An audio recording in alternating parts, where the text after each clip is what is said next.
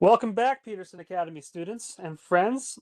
Today we have Emilio. Emilio, he lives in Hong Kong right now. He's originally from Italy and he works in the finance field. And what's been really neat about Peterson Academy is the global community, the global reach that we have, that we're able to connect with people from various different backgrounds, um, all over the globe. And we're unified, not based on, a geographical location or a particular class, but we're unified on ideas, that we're here to wrestle through different ideas, and that's why we're an intellectual community. So today we're going to have Emilio. He's going to offer a proposal. He's going to share some things from his perspective on the ground in Hong Kong, and I myself am going to be a listener, as well as anyone else who will join later in this dialogos. So Emilio, you have the floor. Take it away. Awesome. Thank you so much, Khaden. Yeah, I'm going to talk a bit about my experience in Hong Kong. It's a big and prosperous city of extremes, you could say. 7.5 million people live here, contrasting kind of like how things started, kind of like in the kind of like pre-British colonial period of just like a few thousand people all the way to like 1945, where the population hit something like 600,000. So big population growth. I would say that Hong Kong is a fascinating case study if you look at it from a economic and you can see cultural and identity lens. There are a few things I want to mention here. One is that Hong Kong has been repeatedly listed as one of the, you could say, freest markets, most, let's say, fair capitalist economies in the world. It's also one of, you could say, starkest differentiation or starkest difference in terms of classes. So where the money goes. It's also one of, you could say, cultural question or identity. Because, obviously there is the question of where does Hong Kong belong to? And I think that is something that has accompanied the story of Hong Kong from its, you could say, early days all the way to the present day under, you could say, Chinese rule. It's, I think, again, this year, the main hub for attracting private wealth. It's surpassed Switzerland again this year as kind of like the main harbor for a private wealth investment. And it's you could say a city of extremes. There are the beaches, the mountains, the skyscrapers, the wet markets, the food courts, the noisiness, the bustle of the streets, but also the quiet of like a mountain pass. So everything is packed into one place. And historically, that has also been what attracts a lot of people to Hong Kong. It was intended as a economic port. It was never, you could say, inception as like you could say, standalone nation per se, but more so once it also got handed over to the British or conceded rather to the British after the first Opium War. It was seen as like as an economic port, as something to facilitate trade, to kind of like attract wealth and facilitate that sort of a movement of goods and services. So yeah, it's a really exciting place. It's a place that will put your values and faith to the test. That's for sure. But it's really exciting to live here as a European. And yeah, I'm just grateful to have this opportunity to also talk to you, Kate, and the Peterson Academy today about what life here actually looks like and what you could say this side of the world feels like if you then contrast it to kind of like North America and Europe. No, that's really neat. That you mentioned this economic port where there's just kind of it's a place of tension. A lot of different things come together. The wet markets, the skyscrapers. I've kind of seen a little bit of that, like in Manila in the Philippines. Big, huge city, but then right around the corner it's just a hodgepodge. You mentioned it will put your values and faith to the test. What do you mean by that? Hi, Thomas. Welcome. Hello. Buonasera, fratello mio. Come stai? Buonasera. Bene. Tutto buono? Good to have you. Tutto bene. Good to have you. Good to see you, my brother. How are you? Yeah, doing well. We're just getting started about kind of like Hong Kong and how it kind of puts your values and faith to the test. And I think that's Wow. most also So like a like a personal you could say story to that. Yeah. that's good. So we haven't Are gotten to you the part comfortable? where you're leading the team yet. What was that, sorry? Are you oh are you comfortable sharing the personal side of that, Emilio? Or Yeah, no, absolutely. I think, yeah. faith is the first thing that I mentioned here, right? And I think it's also a big part of sort of like the connections and bonds I've formed through the Peterson Academy, including the two gentlemen I'm speaking to right now, is how sort of my, you could say, Catholic upbringing has really come to something that I engage with more intentionally and intensively here in Hong Kong. Is something that roots me, but it's also something that I would say for the first time have really come to like I was forced to engage with these with the scripture, with the teachings, and with the sort of question of uh, of God and kind of like, is there more to life than this, and so on. And I would say that that's not something that I had to engage with or deal with previously. In Europe, in Austria and Italy specifically, Catholicism and you could say the church religion is omnipresent. It's everywhere, right? It's ubiquitous. It's part and parcel of daily life. It's how culture formed in the first place, right? And so it's very different here. There are still a lot of faith communities, different denominations, a lot of them, Catholic as well.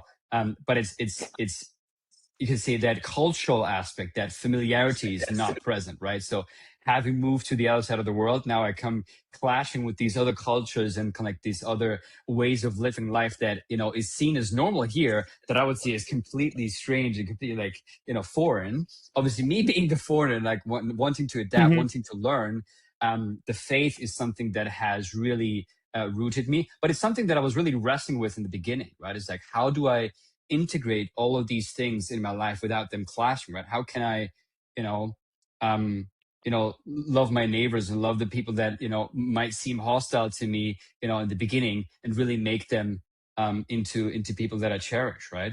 Because I think coming to a place like Hong Kong, where a lot of East Asian or like Asian cultures in general come together, from like 500,000 Filipinos to obviously a lot of mainland Chinese, Hong Kong people, all those like South Asians, Indians, Pakistanis, and so on. Like so much going on that I didn't have to deal with before, that I'm now like really confronted with. I think the faith helped me stay true to who I am and where I come from, and also connect with these to me new audiences, or to me new cultures. And I would say that's the kind of putting to the test part, because it really says, oh, I grew up in this, you could say, well, in total terms, bubble of Europe, and then now I'm out here in the world.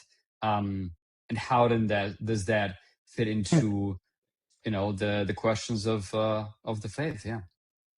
So is there a dominant religion in Hong Kong, or is it mostly secular? Like it's mostly a business world. Yeah, it's mostly secular. I would say that's also, you could say, coming from the mainland, it was also it's also mainly secular. Like economics and money is kind of like the main path, which in some degree I would say also specifically for Hong Kong's history is out of necessity, right? A lot of refugees in the like after the Chinese Civil War fled to Hong Kong with nothing to kind of like rebuild everything. So I think that's also what really shaped that sort of like free port, economics, business, money, sort of like culture. But I think that what really surprised me is the number of different denominations and just the presence of Christianity here that still is very tangible. Like you still see many churches. I think we have something like 15 or 20 Catholic churches spread all over the place. So it's beautiful. It's really something that I didn't expect, and I'm grateful that I get. Yeah, that's a stark contrast from where you came from, where there is one dominant faith in your that's right. region where you grew up. Okay, I've heard That's that right. phenomenon quite often because I grew up in the Mormon church, and in Utah, there's this place in America, Utah. It's the Wasatch Front. It's this little neck of mountains where the Mormon church is huge, and that tends to be the dominant religion. And there's a different type of Mormon, that's what they're called. There's the Utah Mormons who've been cradled in their faith and who are kind of just accept the religion passively, like it just sort of flows into them because that's what they grew up. Then there's Mormons who kind of are Mormons on the East Coast and Mormons in different regions of the world. And those Mormons, they tend to know their faith, they know their scriptures a whole lot better. It's because they're forced to actually question their own beliefs because it's constantly being confronted with different belief systems because they're in a foreign land, and they tend to have, um, from my assessment, they tend to have a stronger faith. Like they tend to be a lot more committed. Um, and I just wonder, have you noticed that phenomenon too? Just kind of being, because you mentioned there's other communities there. What's the faith like of the people who exist in a culture where it's really fractionated or really diverse? Are they more committed and convicted, or are they? Yeah. Yeah, I mean, the main lens I have for this is my own, you could say, personal faith community, and I would say that it's not, you could say, gated in a sense, but definitely, you could say, like people go there seeking exactly that sort of like exchange and depth. Like it's not something you do just because you go to church and that's that, right? You really seek that connection, you seek that depth and that exchange, and that's particularly true for people our age, right? For people in their 20s, early 30s. It's didn't expect that, coming to Hong Kong. I thought, oh, it's got to be all about business and stuff. No, it's like, the Catholic community, the one I'm part of, it's like bustling with people my age, and that's really exciting to see. I mean, this is also fascinating about places like Hong Kong, like Singapore, right, which is like cities where a lot of cultures and extremes come together, right? It's a very, I would say, peaceful way that people kind of like pursue their faith, right? And that's true for all religions here, right? Technically freedom of religion, or you can just laissez faire, just do what you want to do in your own, little church. That's kind of like the ethos here. And so, Muslims and Christians and, Hindu live all together, and it works quite well, because the main mission here is prosperity. That's kind of like what Yeah, people, yeah. there's a central ethos that all the religions can get along with, and that is, fair trade, prosperity. I think that was an argument Voltaire made when he was writing back to France when he was exiled in England, and he's talking about the English, why they're successful. He's like, yeah, all these different religions, they all have different religions, but they all get along on one thing. It's like, I want to trade with you and make some money, and it's not necessarily a bad thing. Um, because I think it puts things, perhaps it subdues things or puts things into their proper place. Because when you are in a very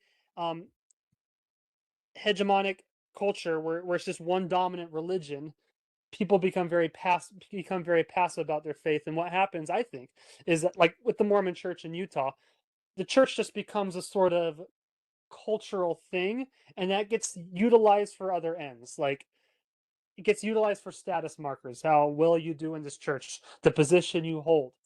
Versus when you're practicing faith outside of a region that's dominated by one religion, and there's many different religions, you actually meet with fellow Christians, or if you're Hindu, fellow Hindus, because you actually want something, you want some stability.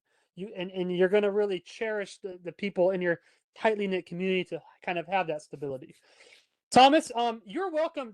Both you and Kenneth, you guys are listeners in this discussion. You guys can ask Emilio questions. You can interject anytime you want. You don't have to use the chat.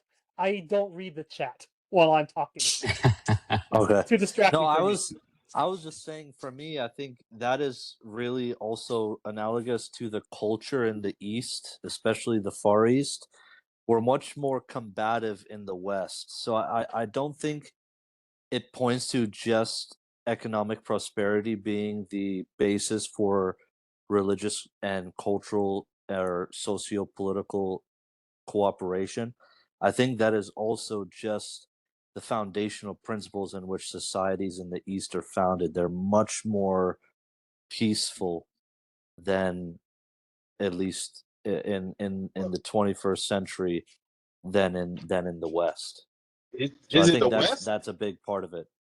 Is it the West, or is it the evangelicals and like the hierarchical, the more high church versus the low church? Like I've had two arguments this week with guys that were like, even and three if we go a little bit more extended, where they were like, one was about Dr. Peterson, not just being like first and foremost, Jesus Christ is my savior, and then there was this another guy that I was just arguing with about today, and he was like, talking about F3, which is a group that's there's a multi-faith group that's kind of, a mix and bowl for everyone for all men to get together and, kind of be men and do, fitness stuff and fellowship and, to not be like,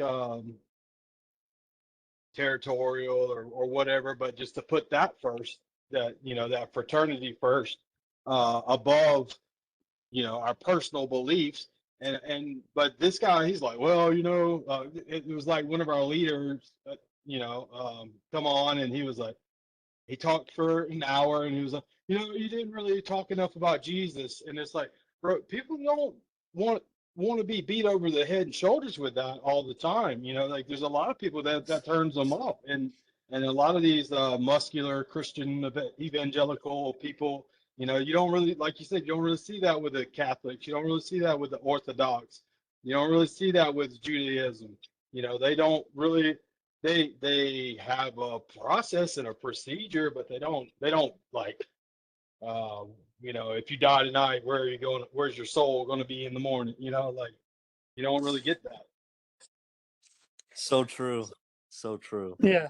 Well, it sounds kind of like in the case of Hong Kong, there's what Kenneth was going with the evangelical kind of the tendency, because I'm familiar with it too, like profess Jesus now, Dr. Peterson, or and they're really trying to back Peterson in a corner to get him to profess some dogma. It's a very dogmatic understanding of faith where you have to accept it or your eternal salvation is at stake. And what I think what a good culture does, and this is not necessarily something that the East does, maybe more like regions of the East, but it's not limited to the East, or it's not limited to the West. It's limited to free markets. Where there's a Lockean principle of the separation of religion and state. Especially when that's codified in law, where the religion isn't gonna. Well, the danger with joining religion and state together is that it's the state that corrupts the religion. It's not so much the religion becomes the state; it's the state corrupts the religion, and then there is this sort of this dogmatic understanding of faith where you have to accept it. And then the faith becomes hollow, where it draws near to God with their lips, with their rituals and everything, but it's lost the essence. And so what I've seen a lot in free market economies, like Hong Kong, what you're saying here, Emilio, but also what America's been able to do, being this because America's this hodgepodge, our founding fathers, a lot of Puritans, but a lot of different other personalities, a lot of, Southern farmers that they're Baptists and a lot of different religions. Then you got a million different religions popping up. Mormons, one of them where I come from. And somehow we all managed to get along. And I think it's because we have the separation of religion and state. And from that, we respect one another's volition, that we can all figure this out. And it keeps the different churches in their particular space. And they're not kind of trespassing, which sometimes evangelicals, they get a little zealous, or even Catholics can fall guilty of this, where people get a little zealous and they want to kind of expand their religion to encompass the state or to encompass the totality of the culture. I'm not sure that's always good. Anyways, that's kind of what do you think of that, Emilio? Yeah, I think that's Am a I good making point. And one thing, am I making an intelligent point here? no, 100%. And I love the discussion. This is, I was really looking forward to something like this, and love to have Thomas and Kenneth here as well. I think in Hong Kong, what's really special about this place is you could say, it being rooted in English common law, right? That, that as the basis for the prosperity that propped up, right? I think the initial, you could say, concession of the Hong Kong island was in the late 1900s, like after the first Opium War, right?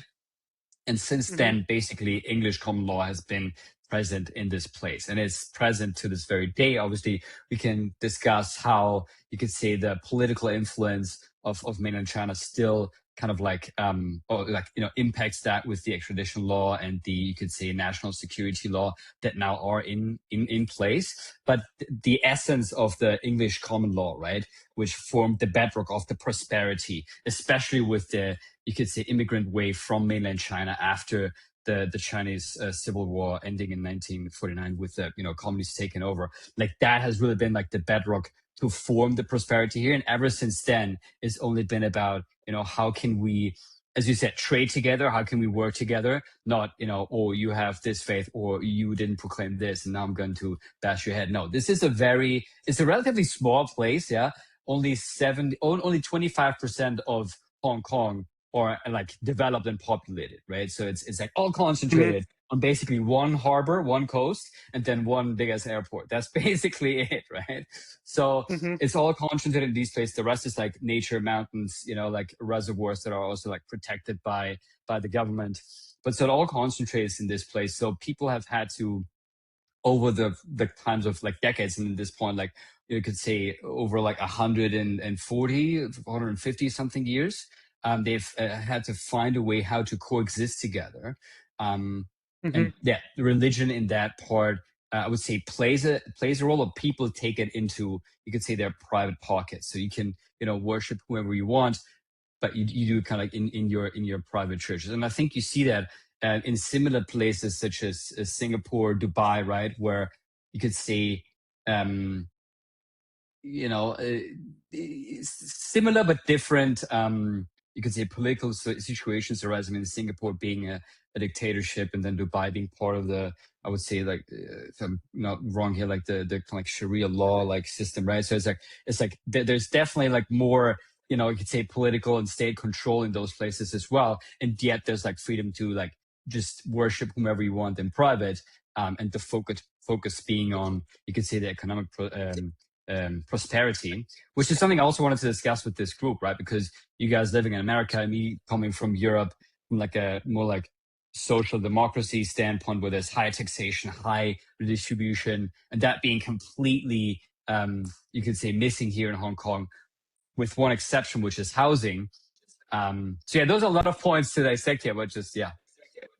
Let's clarify one term before we go further, because we're using the word prosperity a lot, and in America, a lot that word has taken on a sort of a stigma, especially in Christian circles, because of the prosperity gospel, where if you go see Joel Osteen talk for an hour and you say the right prayer, right, you're gonna money come to me now in Jesus' name. You're gonna line your pockets, right, and God's gonna grant you mammon, what Kenneth was saying in the chat, or money.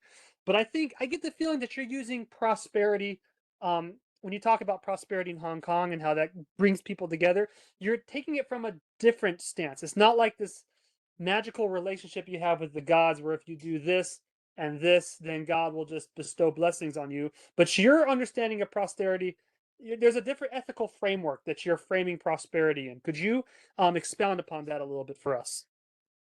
Yeah, it's not a it's not a faith-based, you could say, framework, but more an economic model, right? Me also being an economic student, prosperity is basically, are you able to feed your family? Are you able to kind of like, build the business? Are you able to, do well for yourself in kind of like the sort of economy? That's how So I it sounds like like have used. it's more about autonomy, prosperity. Like, are you able to do things because? Okay. Right. And this is also what I'm. Yeah.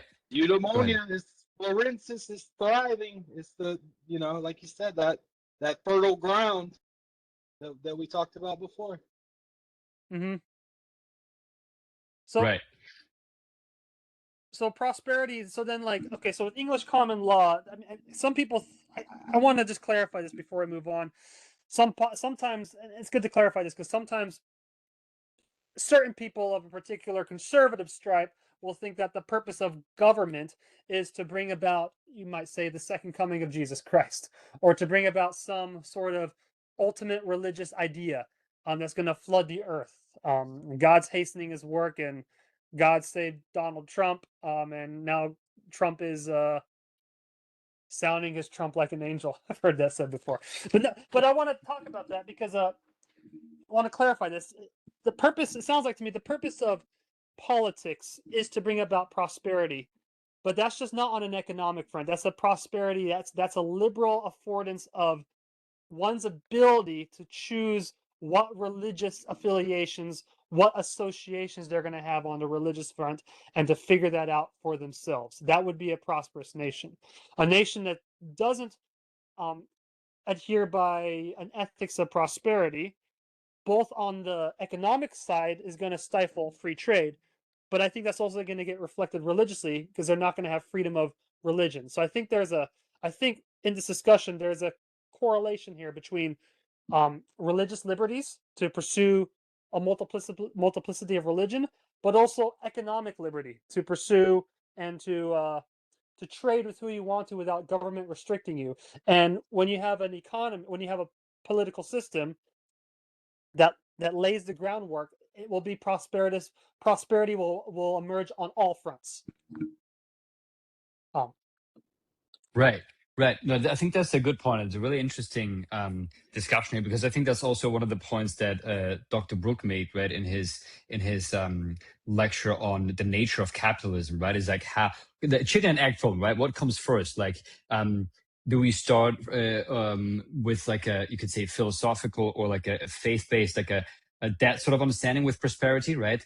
The kind of like untouchable value of a human life, and then we can like build our society from there, and that's how free trade and prosperity emerges. Or can prosperity in economic terms also occur in places where you could say that value might be different, that human life value might be different, differently interpreted, like for example in the West.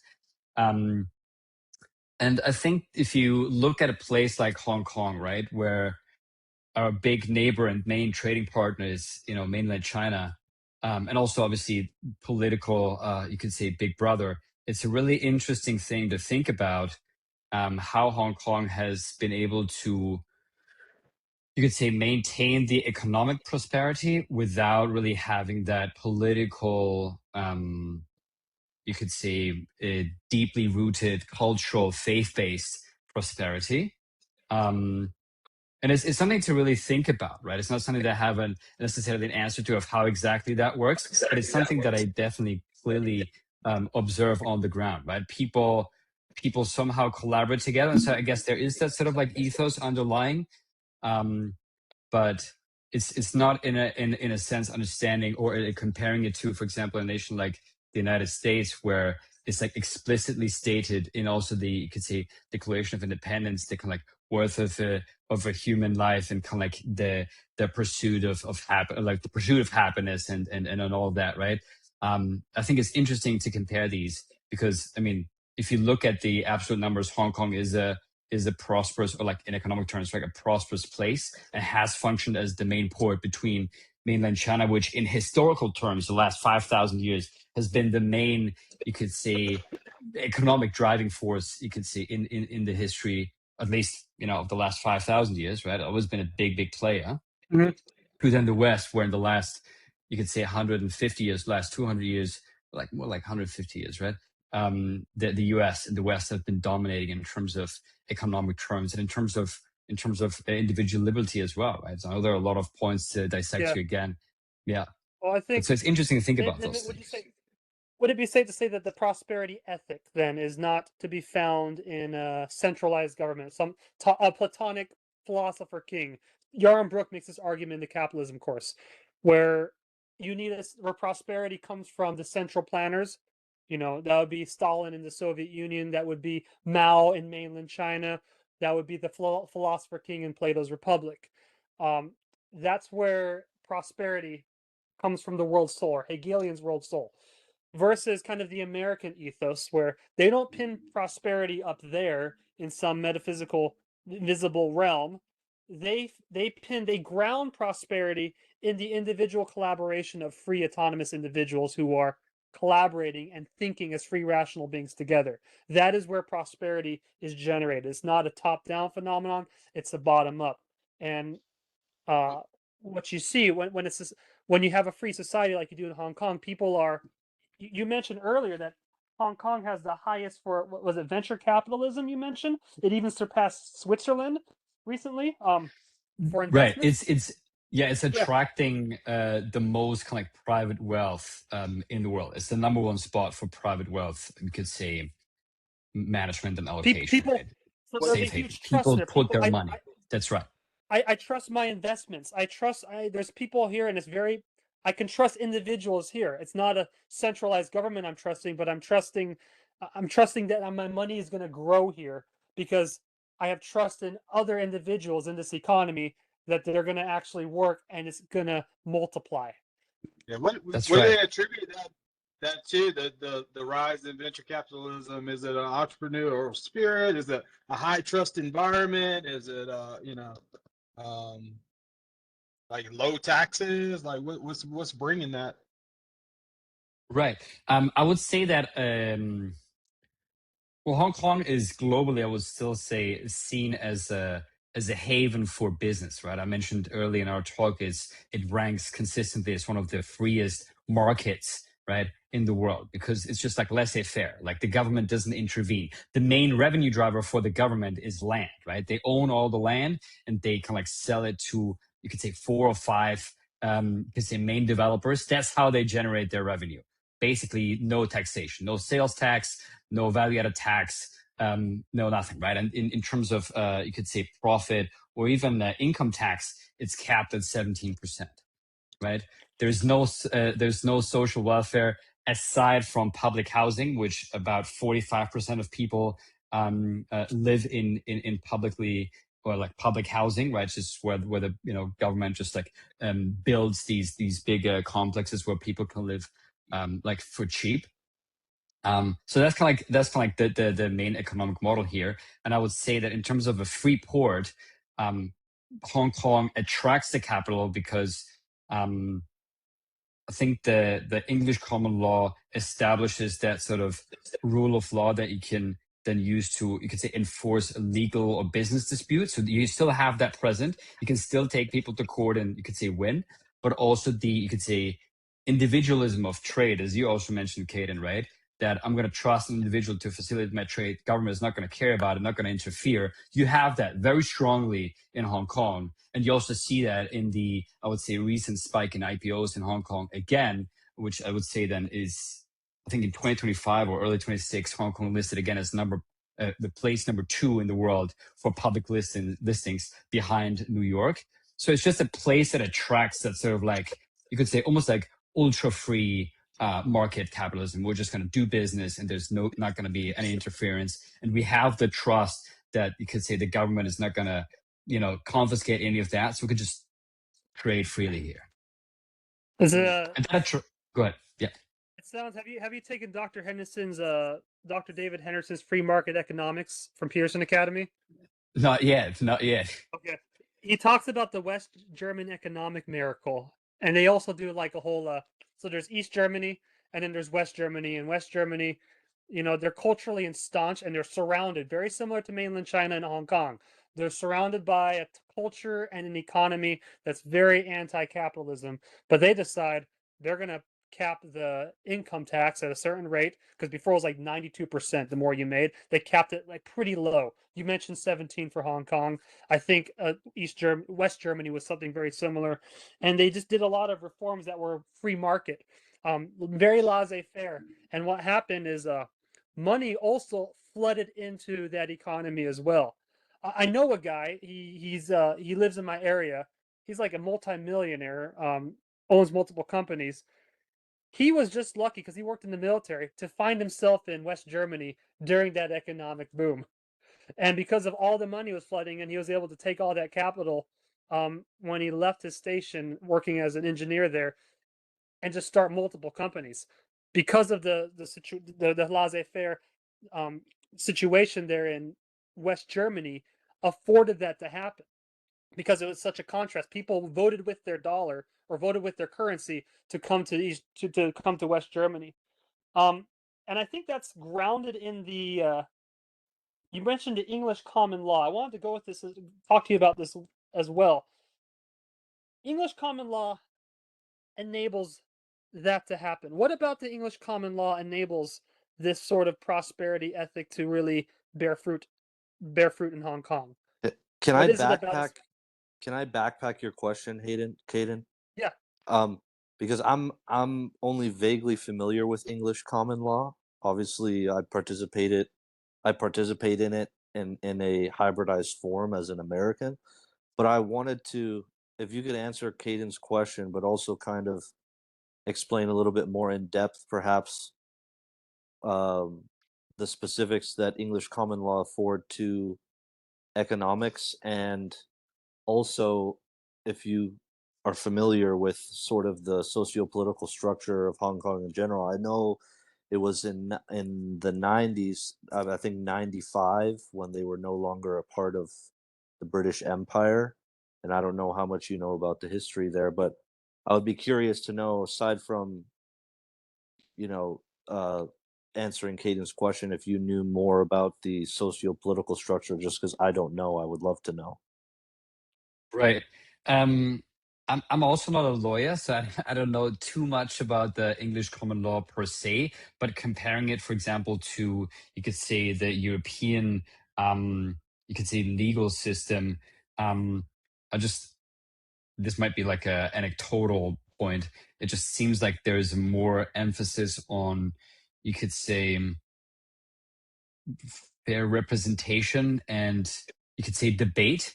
And I would say that in Hong Kong, the kind of like backbone of the English common law system was the one that provided, you could say, a stable and proven, you could say, legal system to take into kind of like the entrepreneurial side of things as well, to kind of like back companies. Basically, if you live in a country where you don't know whether you'll have to bribe a judge, or whether the government is going to confiscate your private possessions, you cannot have business, you cannot have free trade, right? And the the English common law basically serves as this backbone of saying, no, if you have a legal dispute, you can fight it out in the court of law. We'll look at the evidence, and there will be a clear outcome for that.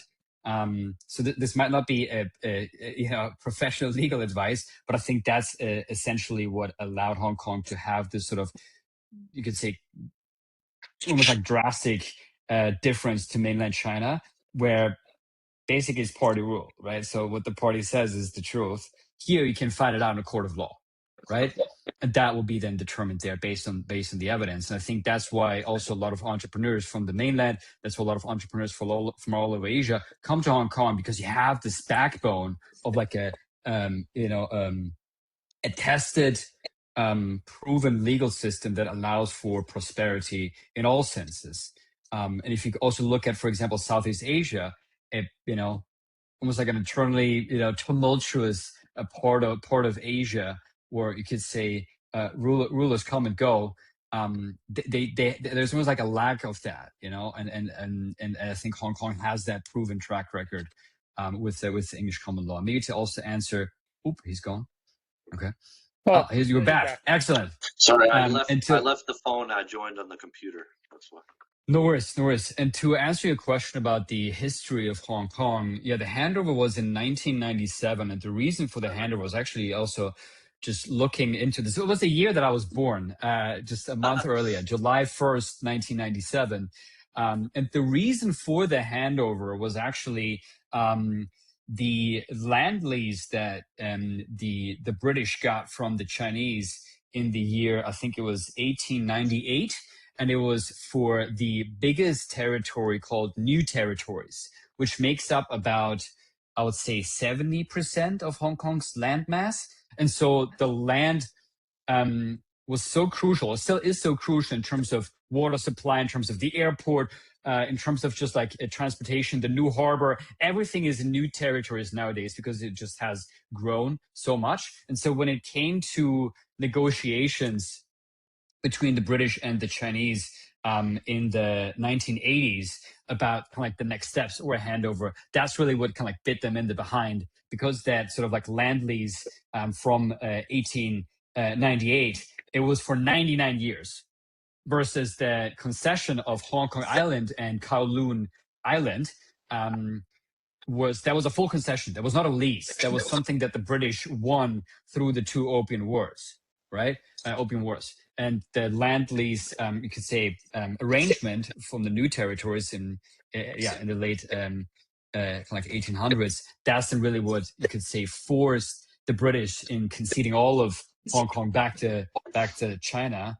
And I think Deng Xiaoping also was really leaning on the pressure point here. It was the you could say Chinese Communist Party secretary, back in the day, who opened up China again after Mao's, could say, repressive decades, opened them up to the world, who also tested the state capitalist model that they have now in cities like Shenzhen, mirroring like the Hong Kong model. And this is also something that you can find as part of the Nature of Capitalism course, right, by Yaron Brook, right? This is something that they did in. About that. It's something they did in. Exactly. Because the people, like literally, they were swimming over to Hong Kong, and it's not far. Like you could go to Shenzhen with 40 minutes, right? With a bus or a train, right? It's super close, right? And so people were just swimming over, and so that's why Deng Xiaoping said, okay, let's maybe just try that in one city, then Shanghai as well, and so on, right? So that's really when all of that economic prosperity was happening in kind of like the latter part of the 20th century, and that's ultimately what forced Thatcher and the Brits to then concede all of Hong Kong back to the Chinese because of this land lease agreement that was expiring in 1997. And so the arrangement then was 50 years of, you could say, one country, two systems, two legal systems, right? Chinese law and then, English law in Hong Kong, which is active still until 2047.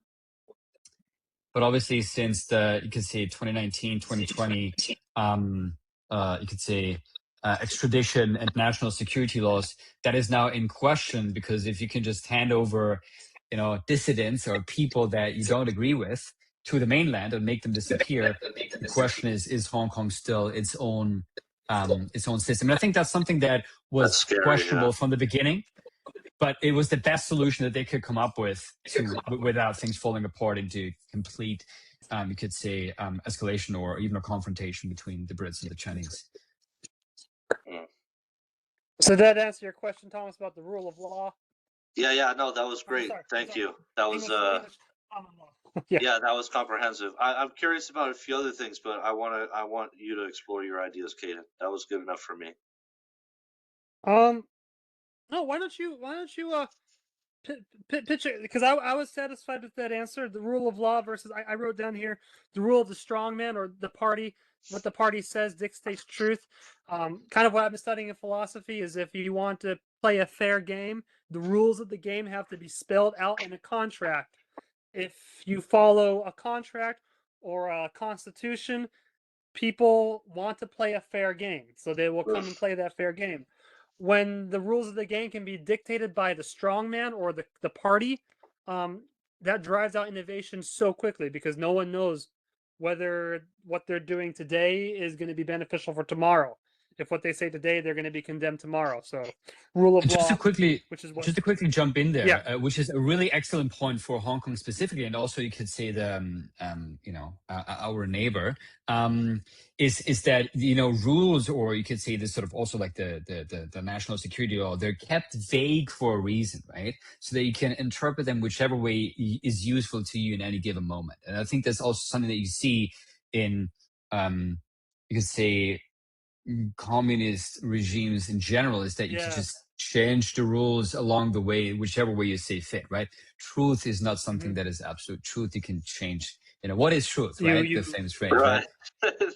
You keep the ideal. That's why I love Ayn Rand in her book The Fountainhead. She has this villain, Toonie, and he's this he's like just my favorite villain in any book I've ever read. He's a philosopher, but kind of like the postmodern type of philosopher. He's really relativistic. And he talks about how you control man's soul is you make them reach for an ideal that is so vague.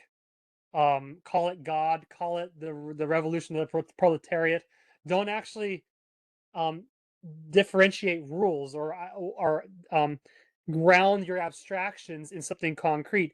Keep it vague, and that way people will follow it because they'll project all their whims and desires and wishes onto that ideal. Stalin, the proletariat, Mao, whatever, because everyone's looking for a god to worship. But don't define it, because then once you define it, you create a ledger of accountability, and now people have to actually can measure up that leader or measure up that ideal. Keep it vague, and then you can always manipulate, puppeteer the strings of people's ambitions and desires and faith in a way, and then they're yours to control. So whenever you try and propagate a vague epistemology, and people buy into your vague epistemology, oh man, you control the levers of their soul right there. Two more points to this, and I love this. This is Yeah. really interesting, right? This is also how propaganda works, right? If people don't know what to believe, or if it's like vague, if they don't have you could say a concrete level of specificity of what's going on, right? That's exactly how you keep them in the dark. That's exactly how you could say control the masses. And I think this is also interesting to think about why, for example, Dr. Peterson insists so much on spelling out exactly what's going on, because then it's exactly what you know. You know exactly what you're on about, right? And this is also something that we see in, for example, logic, right? This is a recent course that I also completed with Professor Hicks, right, where he says in order to do or have an interesting argument or like a logical exchange, you have to specify the rules ahead of time. You have to get to an agreement of what you're actually talking about, right? And so I think this is a really intentional way. Yeah, exactly. It's a very intentional way of, especially you could say communist regimes, to just keep it vague, keep it non-specified, right? Keep it in kind of like in ambiguity, in obscure terms. Well, the same. Oh, go ahead, Thomas. No. You go ahead first. I said the same argument can be made about concerning your currency. This is why people want to return to gold, or they like Bitcoin more than fiat, because fiat isn't grounded in something that can be defined necessarily. It's just like the whims of the Federal Reserve, right? Versus the gold standard that has a tangible that grounds things. And so one of the arguments, huge argument, Professor Brooks makes in the History of Economics and Money, a second semester course, is what money serves. What good money is it is a ledger of accountability. So your dollar represents value that can be that has reference in material reality, or reference in actual energy produced, and that's a store of value. When your economy, so now we're getting into economics, when you mess with the dollar or you mess with the currency, when you inflate it, you erode the epistemology or the ledger of accountability for that given society. And once that becomes vague, that opens the door for lying, cheating, manipulating the system to your benefits, where now this goes to what you're talking about with mainland China versus the rule of the English common law in Hong Kong. You can debate your ideas because they are grounded in the book, in what is written, versus mainland China, you have to pay off a judge. It's all dependent on the whims or whatever that judge, who is a mouthpiece of the party at the time, whatever the cultural whims are, you have to pay them off. Same thing applies with economics too. Your currency, is it grounded in something that is stable, or is it grounded in the whims of a central committee, a central planner? So, no, super accurate. Yeah. It made me think of a quote when you guys were thinking about it. I mean, to go back a little bit, you were bringing up propaganda and how it works. It's interesting because obviously Khaden knows that I'm doing my utmost to become competent in neuropsychological concepts. But the idea of, because what happens is vague or unknown to the human brain is always interpreted as fear. There is no other interpretation of vague or unknown calculated in the human brain as fear. When anxiety, Yeah, it's anxiety. When they have someone under an fMRI scanner and they introduce, let's say, unknown information or something that they don't understand, right? That old adage, human beings will always fear what they do not understand. It's that vague, and so what happens is the amygdala starts firing like crazy, right? And the amygdala is the salient, is the fear center of the brain. And so even the basis of human design requires a grounding in some sort of, as Dr. Peterson would say, is a grounding and order, right? And sort of the Christological enterprise is to conquer the chaos and bring it into order. And as the more successful of a human being you become, your capacity to bring chaos into order, to ground it per se, is so important. So that makes me think about how, you know, it's directly correlated with economic systems. When you don't have, like you were talking about, when you don't have that set, grounded ideal, you don't have the capacity for flourishing. And so it's like, even on a human flourishing level, on a neurological developmental level, you know, from infancy until 25 in your 5 key stages of brain development, unless there's a grounding of a sense of reality, there is no flourishing. And so it's so interesting to me how that directly correlates to economics. I mean, economics obviously being a human system that we've cultivated and crafted over our evolutionary history, but that economics even points to the neuroscience of how a human being works. And then, of course, religiously, right, there's a quote that I was thinking of as you guys were exchanging just then, was, when God became human, he grounded ideals in flesh, right? And so that is why Christ perhaps is the ultimate identity, because it was the ideals set forth by the universe that were grounded in flesh. And so that's what came to mind for me. But one thing I was curious, I wanted to ask you about, because I had no idea, honestly, hearing you say it floors me, that Hong Kong was number 2 in the world for venture capitalism, and that in terms of the quantity of IPOs and public launchings happening in Hong Kong, what's the basis of the entrepreneurial ventures that are going on there? Because obviously it can't be land, as you're saying. The land is government owned, and it's that would be too finite of a resource. So what are the categories of, let's say, entrepreneurial boomings in Hong Kong? Is it technology, medicine, science, like the STEMs? What are the businesses that are really, because I mean, to attract private wealth, that's like, you know, centimillionaire, billionaire wealth, they're very intentional with where they put their money. And it would seem to me almost counterintuitive, because in the next 21 years, we don't know what's going to happen, right? So it's odd to me. Perhaps the private wealth, they know something we don't, because if in the next 21 years the rules completely change, perhaps it almost seems like a gamble, but a gamble not taken with an educated guess. It's very interesting.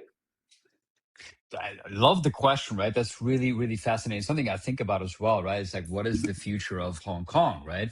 And the question is, does, you know, China want to just make it another Chinese city, or is it going to maintain that sort of like global hub that it basically has been? And to basically also answer your question of why a lot of companies choose to list in Hong Kong, it's similar to New York, right? It's like, it's the place to list your business. If you list your business there, you've made it, right? And so that Hong Kong is that for Asia, especially for a lot of mainland businesses, right?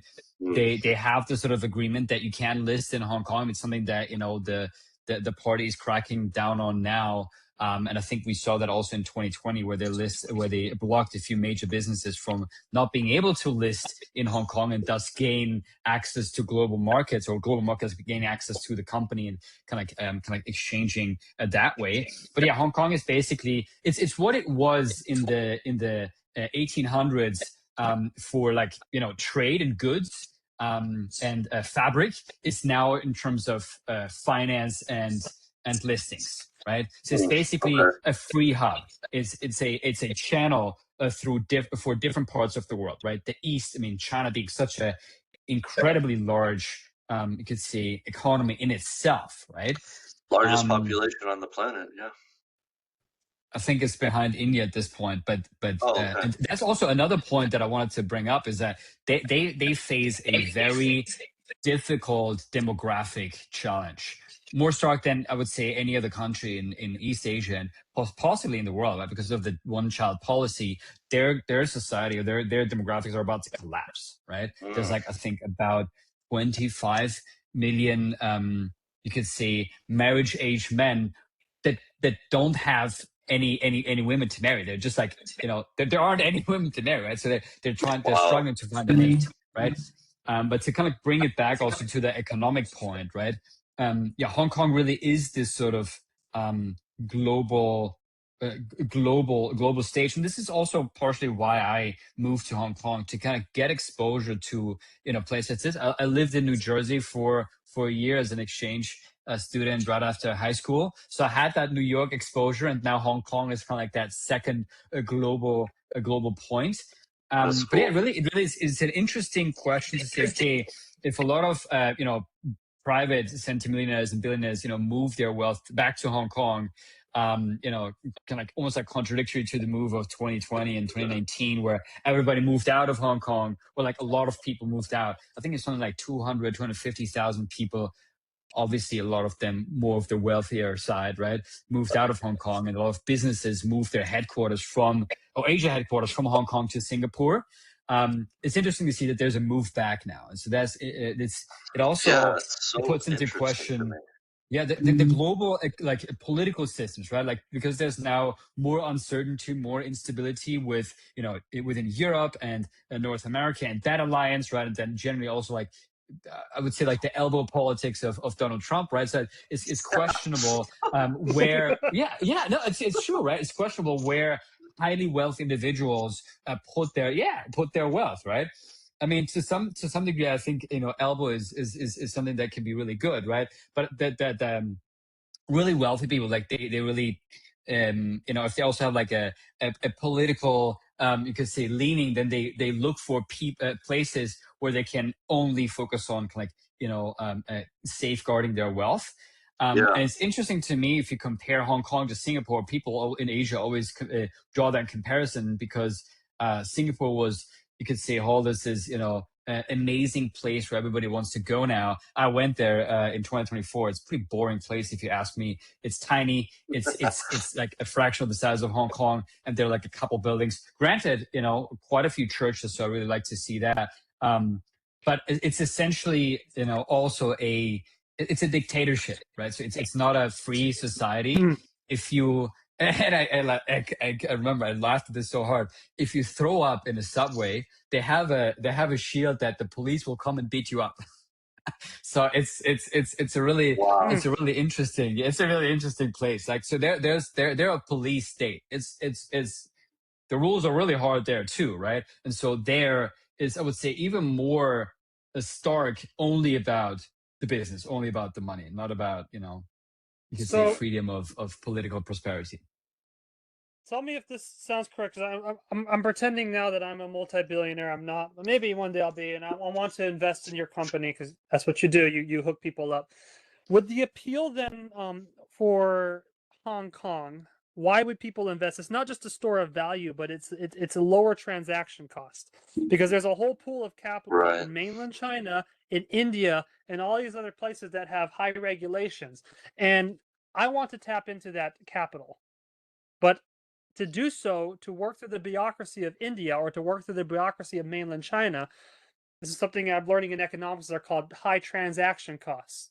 One of the arguments that are made in the book called Bourgeoisie Dignity, it's one of the recommended readings for business ethics and leadership for Dr. Hicks's course, is they talk about what drives economies is the lowering of the transaction costs. So a transaction cost, Amazon is so successful because what they've done, and now Walmart Plus, is they've lowered the transaction costs for me to go out and accrue a good that I need for my life, as opposed to getting in my car and taking the time to drive down to Walmart, because that's opportunity cost, I can go on my phone and I can order it. So it just eliminates the transaction cost, lowers it. And there are things of transaction costs would be like safety as well. If you're going to go to a place and you're going to get beat up on the subway, that's a high transaction cost. And so the appeal, correct, the appeal for Hong Kong is why is it worth investing my billions of dollars? It's because it's going to lower my transaction costs. I get access to an entire economy, all of Southeast Asia, through this hub of Hong Kong at a much lower transaction cost. Is that the appeal of Hong Kong? I think that's a really good way of putting it, and definitely part of the picture. I would say another part of the picture, especially for, you could say, global private investors, right, which is the kind of investor class that I work with directly, is the appeal of diversification, right? You see this very starkly, especially with like the elbow politics of Donald Trump, is that investors that have a mandate to grow their pool of money, especially private equity investors who, usually answer to, pension funds and the likes, or like, very wealthy billionaires and individuals and family offices, they have to generate a certain return. So they need to look very carefully around the, you could say, bottom line risk that they're facing, right? And so Hong Kong is one of the places where you can especially exit a business very profitably, right? So if you acquire, for example, a business in Southeast Asia, headquartered in Singapore, and you have a lot of bolt-on acquisitions across the Southeast Asias, right? And then basically make one platform company, you might want to list it in Hong Kong and thus, just gain access to the global markets and have a really strong exit for your business. And so I think that's also one of the appeals of Hong Kong as like a global business hub, is because it's just, very low transaction cost. Yeah, and it just allows like for better exporting. Yeah, it's just an undeniable, like you could say, almost like a busyness, or like that sort of like attraction of conducting really, really strong business. And it being the basically center of Asian public listings is just another reason why very wealthy individuals choose to take their money here as well. Plus, obviously, the tax brackets, right? So, if, for example, if you buy gold, if you buy silver, if you sell it, there's no sales tax. You're not gonna be taxed on these transactions. If you buy and sell stocks, if you buy and sell anything, you're not gonna be charged on the transaction, right? So that's very much to your point. It's basically free, right? It's basically free trade. It's free trade to the absolute extent, basically, right? So that's why it's still so attractive. Yeah. Awesome. I want to pivot this. How much time do you got to talk? I'm free. It's Saturday. Okay, I want to pivot this then. How does describe to me then what's the cultural tension then between Hong Kong and mainland China? Because I'm here in America, we're always hearing all sorts of scary stuff about China and the CCP. What's really happening on the ground, and what's the tension actually like from your perspective? Right. That's also something I wanted to talk about, right? Because I think it could be really interesting for you guys also, from my on the ground perspective. Obviously I have like an expat international view, so I don't pretend like I have access to the fully local crowds, but I have some local friends and got some decent exposure to the local Hong Kong sentiment. I would say in my own analysis or comparison, if you go to Hong Kong and then the next day go to mainland China, the difference. You can tell the difference, right? Very starkly in terms of the culture. One thing is the language, which is something that we talked about earlier, right? Hong Kongers speak Cantonese. So we talked off camera, or we talked off recording. Oh, we did. Yeah. Sorry. Yeah. So we can go back. Right. So essentially, language forming culture as well, and Hong Kong being dominant in kind of like Cantonese, which is also, you could say, part of the mainland China region, which is Canton, a state, right? So people here speak Cantonese first and foremost, then English, and then Mandarin, which is the main language in mainland China, which is, you could say, in Chinese, it would be called Putonghua, which is the dialect that is spoken in Beijing. And that was, you could say, forcefully introduced across the nation in the Cultural Revolution under Mao.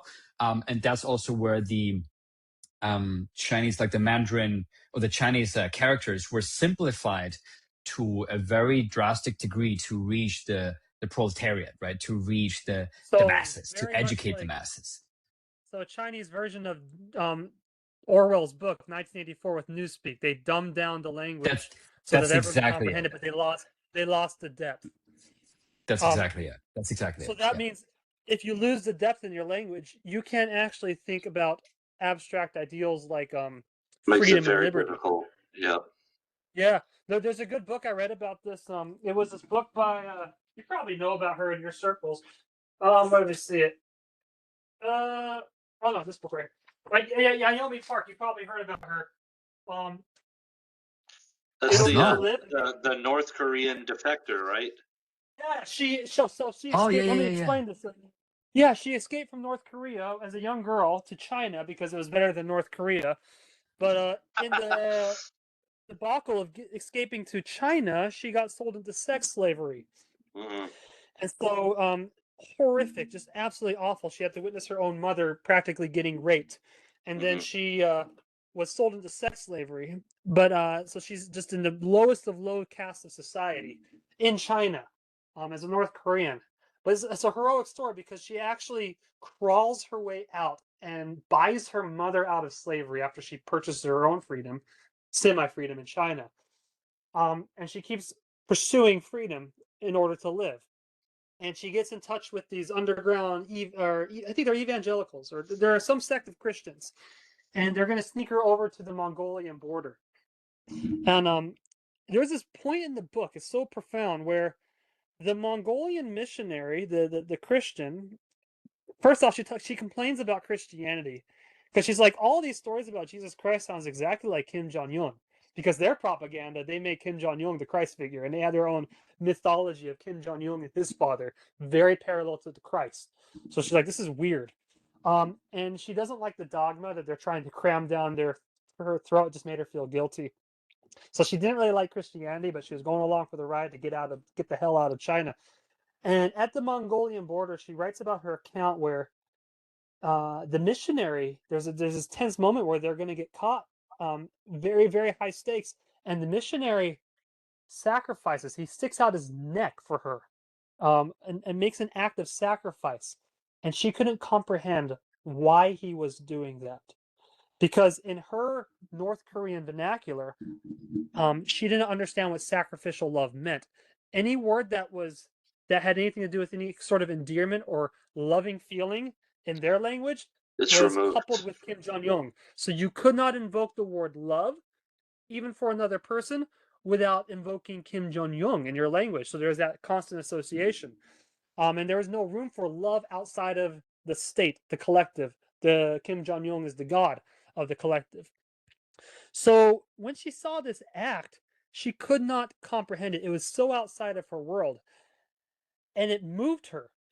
So when she finally got to Mongolia and found her way in South Korea, it wasn't until like 8 years later, after getting an education at the university and reading, when she started to expand her mind, she started to expand her language. She was actually able to grasp what sacrificial or Christian love was. And she's like, oh, that's what that man was doing for me. And it dawned on her. It made sense. But before that, could not comprehend that. And I use that story a lot when I talk to my Christian friends. Like, how are you supposed to preach the gospel to people? Don't be throwing a bunch of lingo mumbo jumbo at them. That won't speak loud enough to them. What will speak loud is your acts. And then give the person that you plant the seeds through your sacrificial act. Incarnate your Christ-like characteristics to them. And after they've had time and careful and ponderous consideration of what you've done, eventually when they learn the words, they'll be able to make sense of it. And it speaks louder. But I lay that out because how powerful language is when you cannot conceptualize love, there's no love in that society. And so I want to push back the question to you: what is the language? What is the relationship that you've noticed between the different uses of language and the different cultures that have emerged between Hong Kong and mainland China? Right. No, I absolutely love that point. It's a fascinating story that I definitely also want to Yeah. read up on. But I think your point is really valid, and it's a point I think about a lot as well. Is the point of the identity here, right? I read up on this also before our conversation and this is something that I've also experienced to some degree in my own time here in Hong Kong, is that Hong Kongers, think of themselves as Hong Kongers first and not as Chinese. They're ethnically Chinese, right? So they're ethnically Han Chinese, which is also 90% of mainland China, which obviously is over 1 billion people. So it's, quite a big place. But in terms of language, they speak Cantonese, which in the, you'd say, absolute Chinese characters, right, which is the main driver of was the main driver of the formation of this, very ancient, very sophisticated, very abstract language. They still use the ancient signs, such as Taiwan, such as Japan, in their kanji system, right? So they still have the foundation in the actual, you could say, old formed characters, which then contrasts is a contrast to mainland China, which has the simplified forms, Wow. which is what everybody learns nowadays when they learn Chinese, right? So and the I Hong think Kongs have preserved their language. My goodness. yes. Uh-huh. But it's also something that is being cracked down upon, because now in public schools, now in a lot of like public functions, there is the mandate of having Mandarin in place. Oh man. And so it's like it's not like a, you could say, and kind of like oppressive sort of like way of just saying, okay, you can't speak this anymore, you have to speak this now. But it's a creeping transformation of the language and the sort of culture that comes with it, right? So if you speak to like a granny on the street here, if you speak Cantonese, right, she wouldn't be able to speak Mandarin. She didn't grow up with this, right? But if you speak to like any like elementary school student here, they learn Mandarin and Cantonese side by side, and then potentially also English, where it used to be just a generation or two ago, Cantonese first and English you do for good business because you want to reach the world, and then Mandarin you do as a hobby, maybe, right? So it wasn't even necessary. But since the crackdown in 2019 and 2020, it's now everywhere. And I mean, I also studied Mandarin for 2 years at university just because I was fascinated by it. And I have, I guess, now a bit more of appreciation of the difference or the meaning of the Cultural Revolution as well, right? Because as to your point, Khaden, that was very much intentional to A, reach the proletariat, and B, very much guide the way that the people communicate and think, right? As in the proletariat things. It's a really interesting, conflicting point, because it's not something that you can just not engage with as a Hong Konger, right? You basically now forced to learn this in school, and it's also a necessity for business nowadays, because there's so many mainland Chinese coming with their businesses here, that if you look at it holistically in terms of Hong Kong's history, basically 90% of its population came from mainland China, right? So in the post Chinese kind of like civil war, everybody came to Hong Kong, right? From Shanghai to Beijing, right? If they had a business or no business, if they had money, no money, everybody came to Hong Kong to kind of like escape the regime. So that still forms the kind of like bedrock, and also you could say the cultural multiplicity and nuance in Hong Kong. So it's not completely foreign, but now where you see the sort of like the conflict is, it's no longer something that is now enriching or something that you engage with because you want to know your neighbor and the different provinces of China well, but it's something that is now, okay, well, you better speak Putonghua, you better speak the language of the state, if you want to do well. And it's something that is omnipresent in schools. So no, this is cool. Are you okay if I get into some biblical motifs here? We'll get religious here. Tower of Babel. I read it allegorically, not literally, because we're all students at Peterson, so we like that. But I've had this notion about the Tower of Babel. The reason why their language was confused was not because God snapped his fingers and now they're all magically speaking language. The reason why the language was confused was because it was confounded.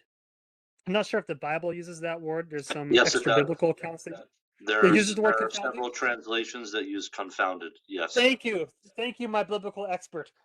Confounding. So the word confound, if you look it up in the dictionary, it means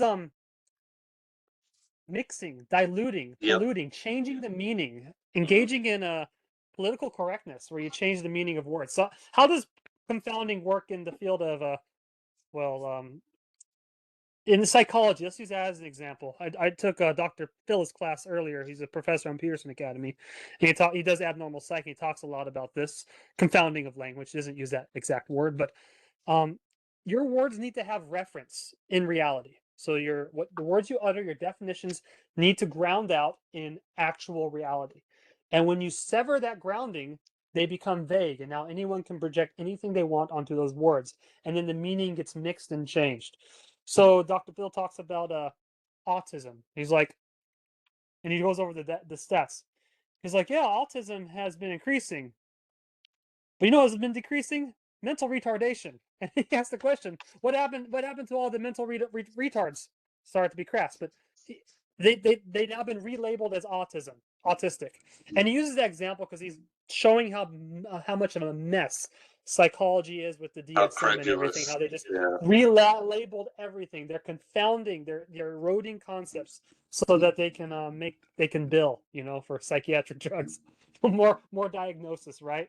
But the thing is, all these diagnoses, all these words don't actually ground out in reality. They don't actually diagnose or tell you anything. They just autism, a broad spectrum that can be the guy beating his head against the wall on Elon Musk. Doesn't tell you anything. We're back to so that vagueness again. That vague unknown language. Yeah, but when the language is vague, you can make a lot of money if you know how to manipulate it, right? Yeah. Anyway, so like that's my interpretation of the Tower of Babel is it comes about through confounding the language. And there's even a deeper thing here too. And this is going into some weird Near Eastern ancient stuff. So Thomas would like this about the nature of temple worship. Tower of Babel wasn't a literal tower that reached to the sky. It was a ziggurat, or a sort of a temple, you could say. Baal, Tower of Babel, city of Baal, there's like an ancient Near Eastern root that means the city of the god. Yep. And there's this ritual they would do with their idolatry where they would put their idol at the top and they would engage in a sort of ritual where they would open the nostrils of their idol, just like God opened the nostrils of Adam and breathed life into him. They would do these rituals where they would breathe life or spirit into their idol. And the idea was, I could trap the god of fertility or the god of rain into this idol, and then I would be able to control the elements. So I'd have power over the world. And so that's what's happening with the Tower of Babel, if you're looking at it mythically. And so how does this bridge to language? There's this idea, and this is going to come out in the next month or two, with Jordan Peterson's course called The Sacred and the Profane. Marcia Eliade wrote extensively about this, and it's so phenomenal. There needs to be a distinction between what is sacred and what is profane. God's up here, profanity's down here. When you take a lower good, like I want to have fertility in my kingdom or rain or whatever, and you put that into the most high place in your civilization, and you create a hocus pocus ritual, speaking mythically here, that takes the profane aspects of your society and puts it into the Places sacred. it at the top. Yep. Places at the top, and that's idolatry. And what emerges from idolatry is a civilization that will fractionate, that will scatter, because they're not unified in the correct good that's pointed to the Most High God. You could also make the argument, well, that's also why a lot of ancient temples like Egypt and Greece, they had their temples, but they had a library close by, a store of knowledge. They had universities, and people would pilgrimage to these places to discuss ideas in their various schools, and then they would return from their pilgrimage to their homelands to spread the ideas, because they would go to the center point of civilization, gain knowledge, distribute it back out. Dr. Hicks makes this argument about why ideas matter in the postmodern class. And when the universities, which you can liken to temples, when those get corrupted with the profane ideals, those have ripple effects into politics, into culture, to everything, when the religious center, which now today in our modern world, the religious center is the academic university. I'm sorry, but it is. We're a secular society, so that is now the center of civilization.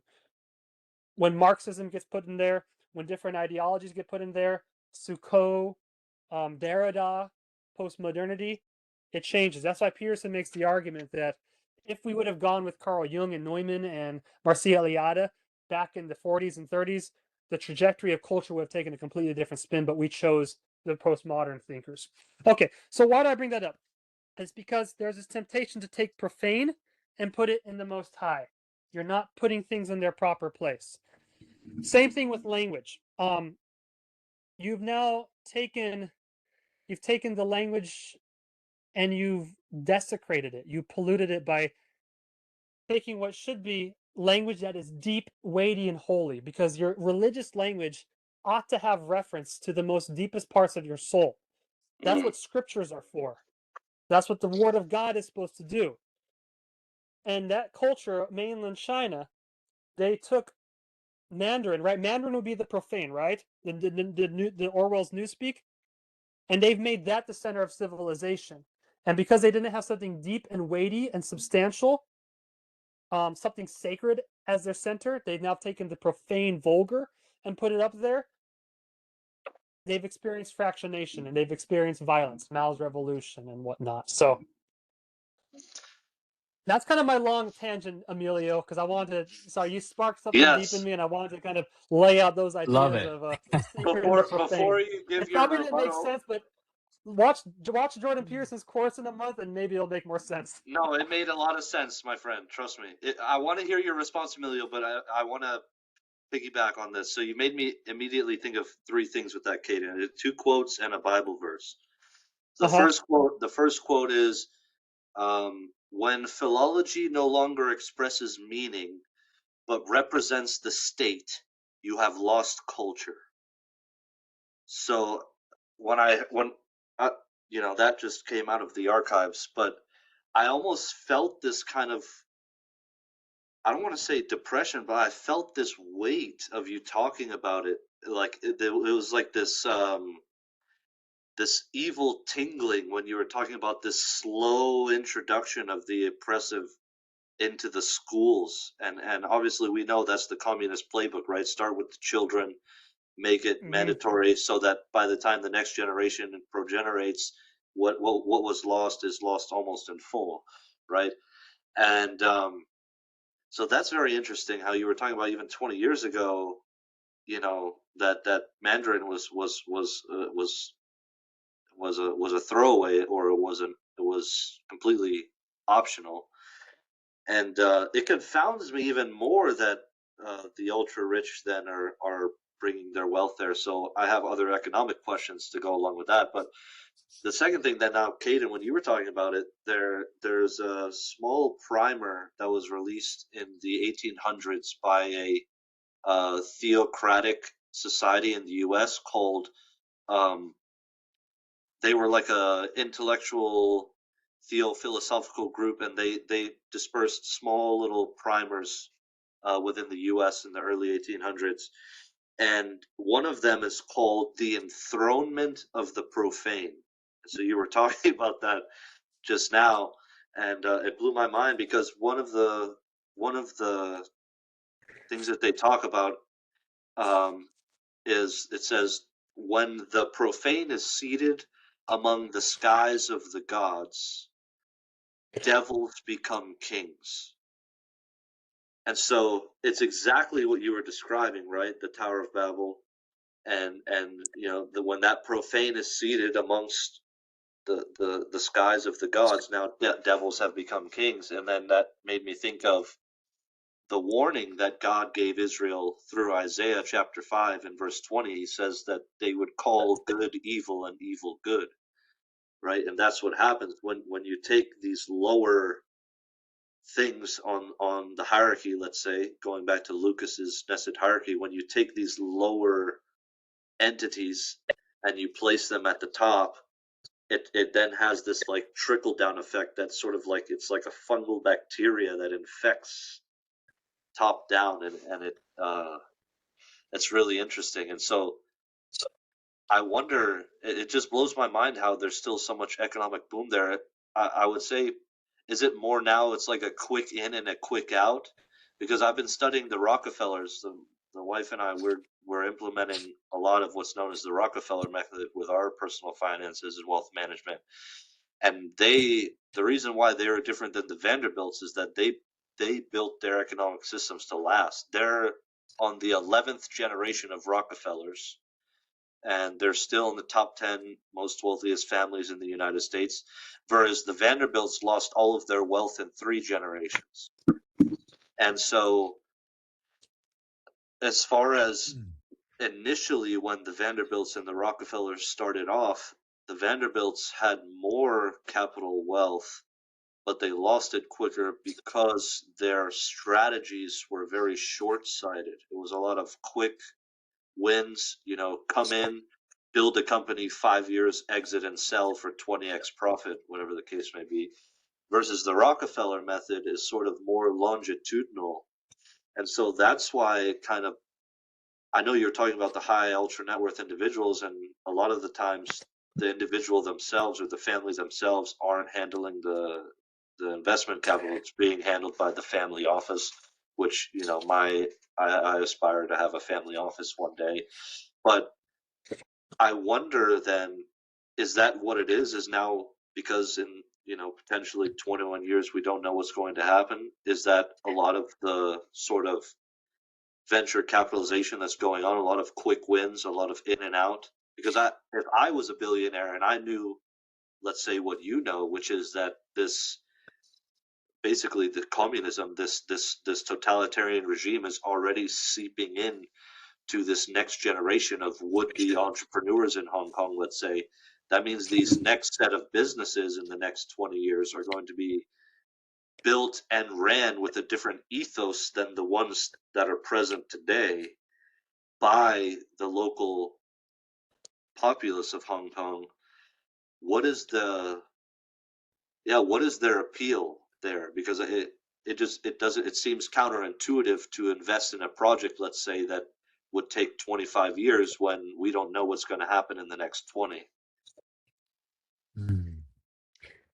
This has been fascinating, and I've learned so much. Thank you both for your thoughts here. And I'm definitely going to look into the Rockefeller method, right? Because that's also something that I'm engaging with. Like, how Hold can on. I, I'll grab build a something book. that lasts? I'll grab a book and DM it to you both.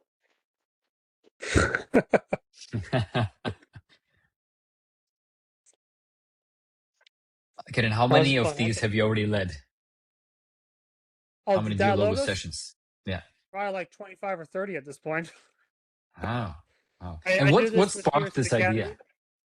John Vervaeke does a method called diaLogos where they get together and they discuss a virtue and they have different roles. I have adapted diaLogos to, I'm trying to adapt Vervaeke's process to discuss political ideas, religious ideas, and economic ideas. Just any idea that's even controversial. So this isn't a formal diaLogos. We're typically, if you have more people, we'll be more formal, but the way we're communicating, I am bringing to the forefront many of the things I've learned in that practice of diaLogos here right now. So Yeah, this is the Yeah. book. I think both of you guys would enjoy it. It's called "What Would the Rockefellers Do?" By Garrett Gunderson and Michael Esom, and they are perhaps the 2 greatest analyzers of the Rockefeller method. Some of the things are still proprietary because the family keeps it a secret for a reason, and that's probably why they've been able to not only maintain but build their wealth continuously over 11 generations. Most of the times what you see with ultra high net worth families is even if they maintain wealth, there is a steady decline. The Rockefellers and a few other families globally, very, very few, maybe less than 15 Yeah. in total, have seen a steady rise where the progenitor of the family, which would have been Rockefeller, right? And if you're interested, you could read the letters that he wrote to his son. They've published that into a book as well, Rockefeller's letters to his son, and sort of their mindset and ethos on how they maintain their wealth. but they have been one of the few families to grow their wealth, and they're on the 11th generation now, where the kids of the kids of the kids of the kids are So growing and maintaining their businesses. But I wonder if those types of families are investing in Hong Kong. So can I fuse a question back to Emilio that kind of fuses both ours? I Yeah. laid out the whole sacred and profane model here with the Tower of Babel, and you laid out the Rockefellers and versus the Vanderbilts. The Vanderbilts are short-sighted. You might say they're profaning. They're placing at the most high a short end goal as their Yes. guiding ethos, and it only lasts 3 generations. By the way, there's curses in Bibles that last into the 3rd and 4th generation all That's the right. time. It's a That's common right. biblical theme. So my question then, to kind of fuse those two questions back to Emilio, is it would seem as if mainland China or the culture at large is profaning the minds of the education. You might say the future generation, those are like micro Tower of Babels or micro temples, because how they're educated, what their ideals will be, is going to propagate into their families, into their communities, and into society at large. And that is now being profaned with language by imposing Mandarin as opposed to the more rich and deep ancient Chinese language. And so there is danger that Hong Kong is going to be an in and out capital venture as opposed to something that will last more than 4 generations. So what is your response to that? Yeah, I think that's a really interesting point. And it's not something that I have thought about in that kind of like level of analysis, right? Like how many generations is this actually going to last for? And I think my immediate instinct would definitely be to, yeah, put it more in the camp of the Vanderbilts here, right?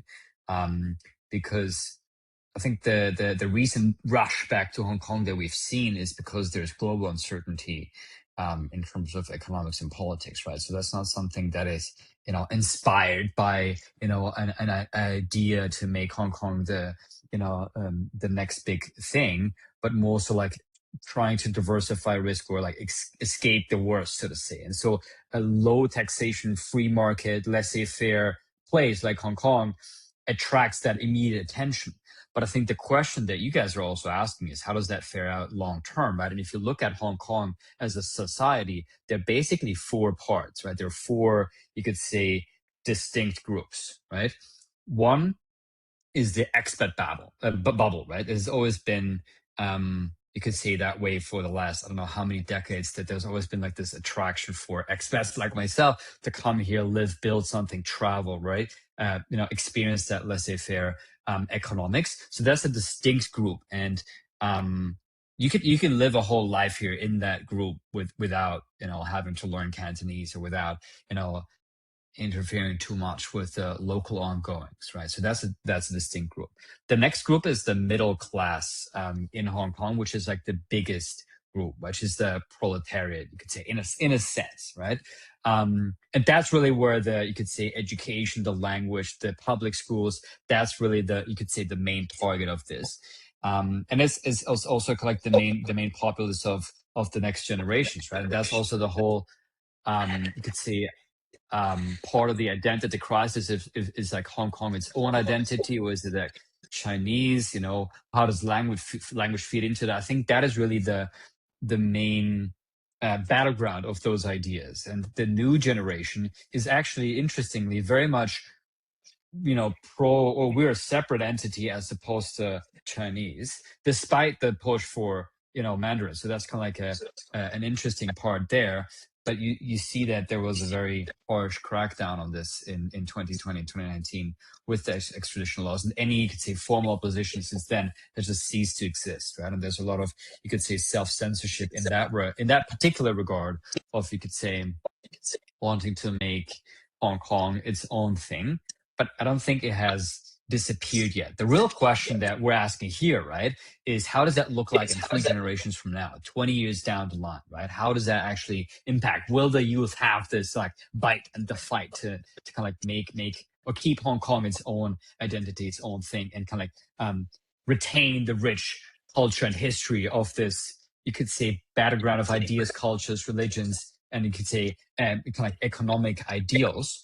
So that's the second group. The third group is, you could say, the foreign workers group, right? Those are the helpers that come from Southeast Asia. Those are like the construction workers, the restaurant workers, right? Like the you could say the laborers that don't have that much of an education and that also are not that exposed to, you could say, the sort of like cultural influence or push through the schools, because they just do more or less manual labor. I mean, if you look at the 500,000 Filipinos like helpers that we have here, I don't think they speak, Cantonese, Mandarin, or English for that regard, right? Like maybe broken English, right? So they speak Tagalog, right? So it's not something that they're that exposed to or that actually, frankly, interested in, because they're here to have it better than back home, which is apply for their families back home. You could say, especially for the kind of like Southeast Asia crowd, and that's also true to some regard for South Asia, so Pakistan and India. People who come here, they just want to have it better in terms of economic terms than back home, right? So they're not, you could say, that interested or vulnerable to those cultural terms because they don't have the culture or the language to begin with. And the fourth bucket is the ultra rich, right?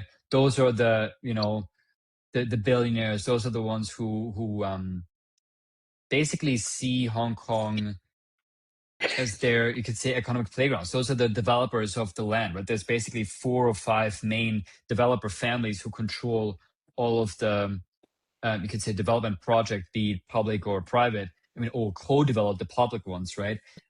Those are the ones who also have global mobility, where they don't care if they, basically live in Hong Kong or in, I don't know, California. They have that global pinpoint, but they choose Hong Kong because of the favorable, you could say, economic and tax layout, and also for access to through the broader Asian market. So I'm laying this out for you guys to have an appreciation of how Hong Kong society is actually structured and who is the most vulnerable. I think by no accident, the main target is the middle class. The middle The main class, target yeah. is the yeah. Okay. No, that's good. And how the middle class is going to, the biggest bracket, I'd say how they're going to be educated will determine whether Hong Kong can It will maintain shape its everything. rich, Yeah. prosperous culture, or they'll get eaten by mainland and fall into the culture of mainland. We're running close on time here, and I want to ask you kind of 2 questions that are going to tie back to what we were originally talking about in regards to your religious beliefs. The first is it's around the idea of sacrifice. And I want to ask this question: what is the sacrificial cost for someone to leave mainland China, to escape their old way of life and to start investing? And I'm not talking about the typical billionaire, but I'm talking about the business owner, the person who wants to start a business or pursue a better life. What are the barriers that someone has to overcome in order to get a foot into Hong Kong if they're not coming from, say, the United States? At this point, the barriers are almost non-existent, but that's the point. Okay. The big move is to try and have no difference between Hong Kong and any other Chinese city. Right? That's the idea. Is that if you come from mainland China and you kind of want to open a business here, there are no real hurdles. But the way that state capitalism also works in China is that they make it so stupid cheap and so straightforward. Like you are allowed to then kind of like pursue your business interests in China, that you wouldn't want to come to Hong Kong, which is, I guess, in comparative terms, more expensive. It is more open to the world, but the question is, do you need that as a Chinese businessman? The Chinese market is so big. There's so much you can do just within China. Is that a lot of business people, they don't need to come to Hong Kong to be, I guess, economically prosperous, If you're a business owner in mainland China, if you want to take your business to the next level, you want to not just perhaps make enough money to feed your family, but perhaps create a legacy like the Vanderbilts, then your path to success will have to go through Hong Kong. Then that's where it'd be profitable, or Right. it would make sense. Just the average person in China wouldn't find Hong Kong appealing unless they were trying to pursue they had bigger ambitions, right? Right. Yes, and also there's I guess another part, which is language. A lot of people in mainland China don't speak Cantonese or English. So how can you conduct business if you don't speak the language? And if it's so easy to just conduct daily business in Hong Kong, I mean, you could get a full meal for like $1.50 in China, and it will deliver to your door. It's just absolutely ridiculous, right? So, I think the main move that in China. There's something safe in China. It's sticky. Yeah. I think the main move that you could say Chinese business people, or like you say, wealthier, more forward-looking families try to secure their positioning is by sending their children abroad. Right? You see this a lot, right? They drill them at school. You do all sort of like, musical extracurricular activities as well. You get a good score, go to the US for school, get an education outside, go to UK, right? That's the way that they basically, you could say, and ensure the generation. You see this, I think this is also an interesting political topic at the moment, which is a big part of in the US as well, which is like the whole birth tourism aspect, right? I think this is a real thing. If you look at it from a Chinese perspective, it's like, if I can just get my kid out and have them, you could say, get that global and also language perspective early on, then they will be able to pursue whatever they want, and they'll have the language and cultural and global nuance to do so, right? Because if you speak Chinese for all of your life, it's not easy to then learn English, right? I see this in my own team, right? People who come from mainland China and who don't have, you could say, a Western language as their, you could say, educational foundation, they struggle a lot with that, like with conducting business in English, on a both a language level and a, you could say, philosophical level. Yeah. The abstractions are quite different. Yeah. So for someone to be successful in Hong Kong, they need to pull themselves from the bootstraps. So they're going to come from mainland China, both financially, but also intellectually, educationally, which is why often parents in mainland China still really work to send their kids abroad so they can get an education, because once you're past a certain age, it's really hard to overcome your cultural barriers. So there's that element of sacrifice. So the last question I want to kind of end this off on, in regards to this is a sacrificial question, because you started off talking about your being in this new land and your religious beliefs, right? It's really tested your faith, because I do have to step off, gentlemen. So all right, see you, Thomas. It's a pleasure. Thanks for having joining. you. Thank you. Have a good night. In Italy, right, you were kind of coddled or cradled by the cultural religion, and it kind of kept you there, and it didn't test your faith. Then when you're in mainland China, or then when you're in Hong Kong, it's really forcing you on the religious front to really test your faith. There's this kind of this like motif, right? Like good times create weak men, and weak men create hard times, and hard times create strong men, and we kind of repeat this cycle. And our nation, so America, we were founded on blood.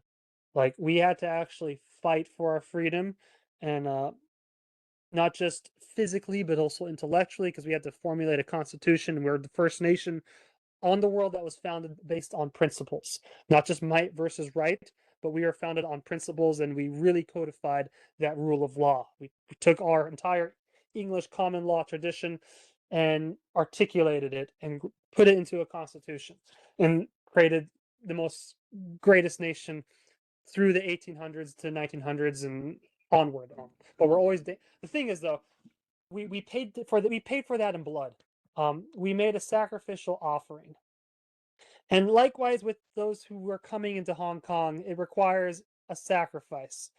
If you just enter into Hong Kong without the sacrificial aspect of learning the nuanced culture, the language, to actually think in a new way, you're just going to profane the sacred, you could say.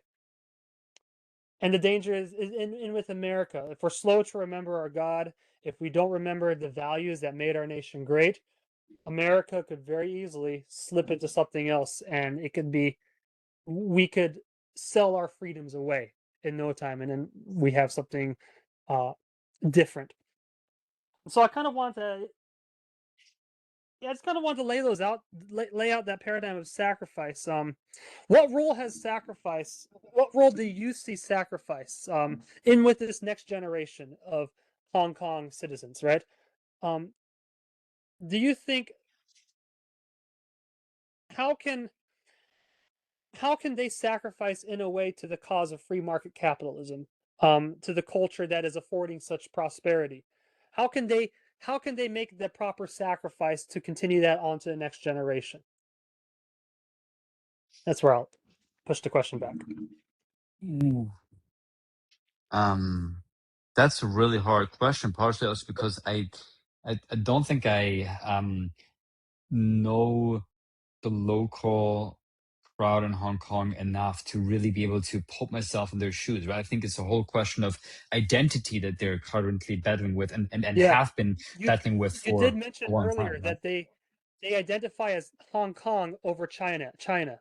And the Yeah. reason why you identify that is because you've sacrificed in a way that you now identify with something that's beyond ethnic. Because I think the Hong Kong identity supersedes ethnic identity. Because you have your ethnic identity here. That's what makes America unique as well, as people that come to America, we're Americans, but we're also a hodgepodge of a bunch of ethnicities. We're American not because of our ethnicity or race, but because of the values that we espouse. That's what makes originally what ought to make Americans American is that value system. And I think so. Back to the Hong Kong scenario, people identify as Hong Kong is because they identify with a system of values, not like as Kenneth says, a shared story, a shared narrative, not some ethnic racial thing.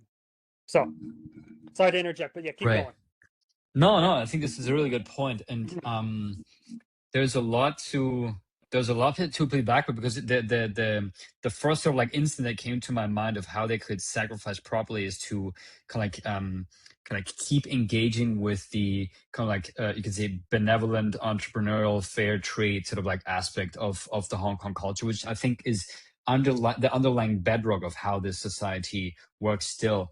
But I think it's going to be really difficult to distinguish that from the state capitalism model in China without there being like a strong, you could say, yeah, shared narrative or shared, you could say, ethical framework that I'm not sure a lot of young Hong Kongers have that much necessity to engage with, because that's the whole point, right? If you can feed yourself, feed your family, have a comfortable life in the state capitalism model, you don't need to deal with all these big questions. So I think Yeah, it's gonna be a difficult way to navigate, which is also why I'm really grateful for my faith community here, because I get to learn more about the way that they think about it.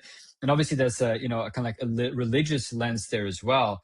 And I think that's one way that Hong Kong could um, keep and retain its sort of like spirit of being an open to the world hub and kind of like free market port, by kind of maintaining that spiritual element as well. But it's going to be very difficult to discern from the mainland. That's the play, right? That's the exact game.